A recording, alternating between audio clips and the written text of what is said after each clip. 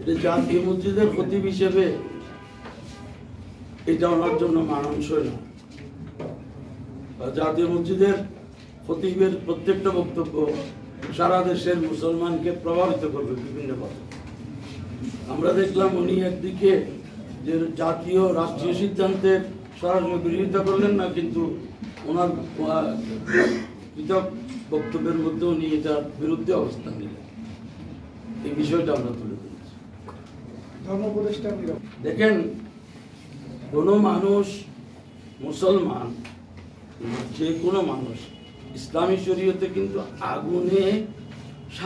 আগুনের মাধ্যমে শাস্তি প্রদান এটা নিষিদ্ধ, জীবিত হোক মৃত হোক। বুখারী শরীফের হাদিসে আছে, রাসূল পাক সাল্লাল্লাহু আলাইহি সাল্লাম স্পষ্ট বলে দিয়েছেন যে আগুনের মাধ্যমে শুধু আগুনের স্রষ্টা আল্লাহই আগুনের মাধ্যমে শাস্তি দিতে পারে। লা ইউআযযিবু বিন-নার ইল্লা রাব্বুন নার, লা তুআযযিবু বিআযাবিল্লাহ, এই নিষেধাজ্ঞা আসছে। তাহলে আমার কথা হলো, ওই নূর পাগলা সে তার দাফনের পর তাকে তুলে যে জ্বালিয়ে ফেললো, এমত অবস্থায় এহেন শরীয়ত বিরোধী কাজের বিরুদ্ধে মাননীয় ধর্ম উপদেষ্টার তো একটা বিবৃতি আসা উচিত ছিল যে যে করুক এই কাজটা শরীয়ত বিরোধী।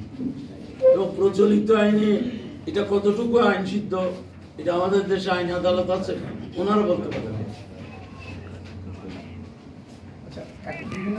পলিটিক্যাল আইডিতে যাব না, আমরা আপনাদের মাধ্যমেই বলতে চাই প্রশাসনকে, এরা কারা এটা চিহ্নিত করা হোক, ওনারা কাদেরকে অনুসরণ করেন। একটা সোজা কথা আপনারা জানেন, এই দেশে মুসলমান সংখ্যাগরিষ্ঠ, কিন্তু সব মুসলিম একই আকীদা বিশ্বাসী নয়।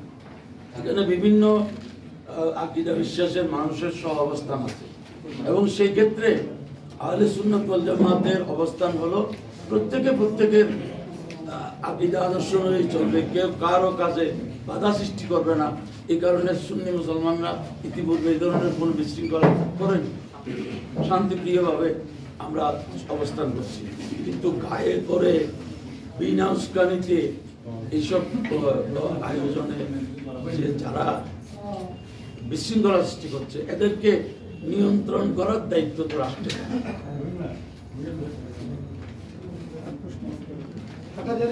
হতে পারে ওনারা ধোঁয়াশা সৃষ্টি করার জন্য, কিন্তু আমরা প্রথমে যেটা দেখেছি সোশ্যাল মিডিয়াতে উনি ৮,০০০